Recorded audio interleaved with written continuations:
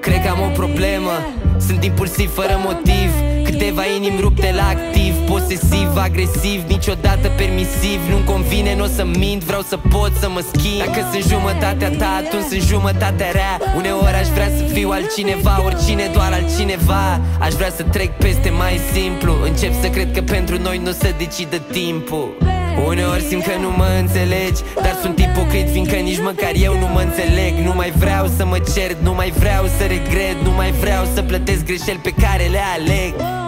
Ce știi despre droguri și withdrawuri? Lacrimi curg pe fața ei când trebuie să plec la show-uri. Sunt toxic,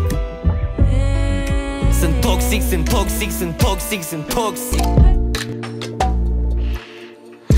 Ascultă piesa asta când ți-e dor de noi, de noi.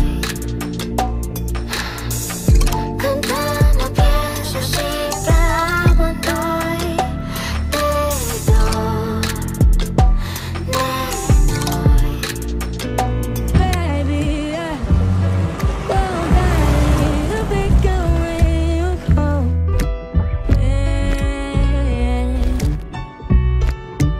Ți-am dat motive pentru care ar trebui să pleci, dar fără tine zilele sunt așa reci. Nopțile s-anoste, știam că o să mă coste. Acum trăiesc momente doar uitându-mă la poze. Țipete, lacrimi, reproșuri, patimi. O zi mă iubește, cealaltă-i sunt antipatic.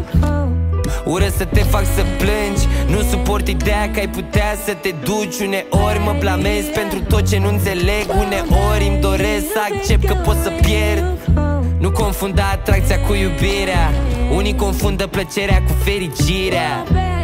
De data asta o fac altfel, am experiență în spate, pot să accept că n-am dreptate. Deci zi-mi ce faci la noapte și în ziua următoare. Vreau să-ți arăt cine sunt și de câte sunt în stare. Nici o infidelitate, maxim pot să mă înșel. Putem să iertăm, suntem oameni, toți facem greșeli. Stau liniștit, mă uit în ochii tăi și văd totul, totul, totul, tot. Trecem la treburi serioase, fete frumoase, dar false. Îmi cad în plase, cred că-s norocoase, merit alte șanse. Pun banii jos în cecuri, pun târfe jos în cercuri. Pistolul are recul, trăiesc după alte reguli. Am avut o perioadă când parcă simțeam că nimic nu mai are cum să ne despartă. Dar iată, am crezut că n-o să mai găsesc altă fată care să-mi placă țeapă. Am trecut peste încă o dată.